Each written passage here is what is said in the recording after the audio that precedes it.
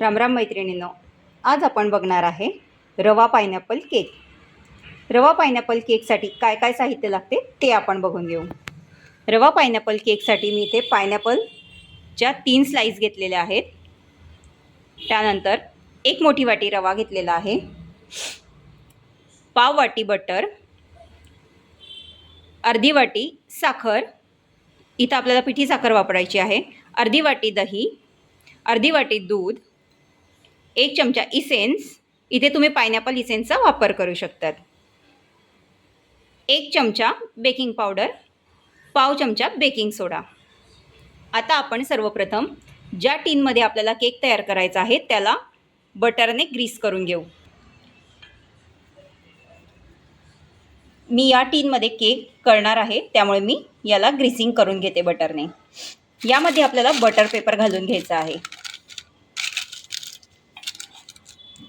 Butter paper घातल्यानंतर त्यावर सुद्धा आपल्याला बटर स्प्रेड करून घ्यायचं आहे. आपला केक चिकटणार नाही. आता आपण पुढची प्रोसेस करून घेऊ. याचे मिश्रण कसे तयार करायचे ते बघू. इथे पायनॅपलच्या स्लाइस कट करून घेऊन याची आपल्याला प्युरी तयार करून घ्यायची आहे. इथे मी पायनॅपलची प्युरी तयार करून घेतलेली आहे. एका पातेल्यामध्ये मेल्ट केलेले बटर, त्यानंतर अर्धी वाटी साखर आपल्याला घालायची आहे. ही आपल्याला फेटून घ्यायची आहे. त्यानंतर आपल्याला दही घालायचे आहे. आता यामध्ये आपण दही घालणार आहे. दही घालून हे मिश्रण चांगले फेटून घ्यायचे आहे. यामध्ये आता आपल्याला पायनॅपलची प्युरी घालायची आहे. ही प्युरी घातल्यानंतर आपल्याला व्यवस्थित मिक्स करून घ्यायची आहे. हे एकाच दिशेने आपल्याला फेटायचे आहे. इथे आपल्याला 2 ते 3 थेंब इसेन्स घालायचा आहे आणि चांगले फेटून घ्यायचे आहे.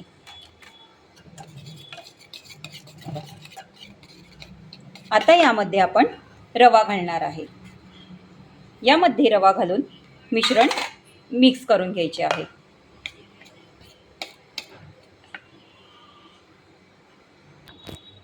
आता हे मिश्रण तयार झालेले आहे. याला 10 ते 15 मिनिटे रेस्ट द्यायचं आहे. तोपर्यंत आपण पुढची सेटिंग करून घेऊ. इथे कुकरमध्ये मी स्टँड ठेवलेले आहे आणि पाणी उकळवून घेतलेले आहे. आता आपला रवा चांगला फुललेला आहे. 10 मिनिटे सुमारे झालेले आहे. आता या मिश्रणामध्ये आपल्याला बेकिंग पावडर आणि बेकिंग सोडा, 1 चमचा बेकिंग पावडर घातलेली आहे, पाव चमचा इतका बेकिंग सोडा घातला आहे. हे मिश्रण आपल्याला एकदम हळूहळू मिक्स करायचे आहे.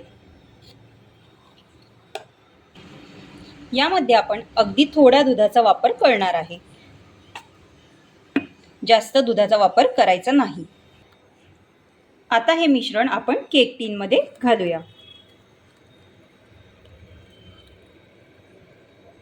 हे मिश्रण एकदम ॲक्टिवेट झालेले आहे. आता या टीनला 2 ते 3 वेळा टॅप करून घ्या आणि आपण ते कुकरमध्ये आता 25 ते 30 मिनिटांसाठी बेक होण्यासाठी ठेवूया. यावर एकदम आपल्याला पक्के झाकण ठेवायचे आहे आणि 25 मिनिटे हा केक असाच राहू द्यायचा आहे. यावर आपण झाकण ठेवलेले आहे. आता आपण 25 ते 30 मिनिटे हा केक बेक होऊ देऊ. 30 मिनिटे झालेली आहे. आपला केक एकदम सुंदर फुललेला आहे. आता आपण हा साधारण अर्धा तास थंड होऊ देऊ. आपल्याला हा लगेच काढायचा नाही. थंड झाल्यावर आपल्याला हा केक काढायचा आहे. आपला पायनॅपल रवा केक रेडी झालेला आहे. आता मी हा तुम्हाला कापून दाखवणार आहे.